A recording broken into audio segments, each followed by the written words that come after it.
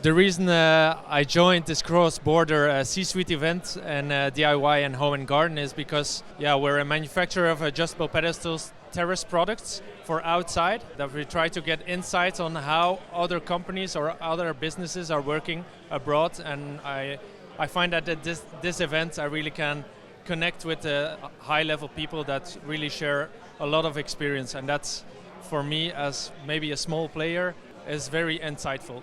My best experience for tonight were, let's say, the speed dating events, where I really could connect with a lot of people in a short amount of time. That's for me the main reason, because I think in maybe half an hour, 1 hour, I saw so many people, but you get the contacts from the people you really want and experience a lot of things. My cross-border challenges are expanding our business abroad, getting more known into Europe. As a Belgian company, we're mainly present in the Benelux area. We already export to 25 countries, but I would like to sell a lot more in those countries, let's say the neighboring countries first. So that's my main challenge, is how are we going to expand our products in France, in Germany and the UK, are for us the three main markets.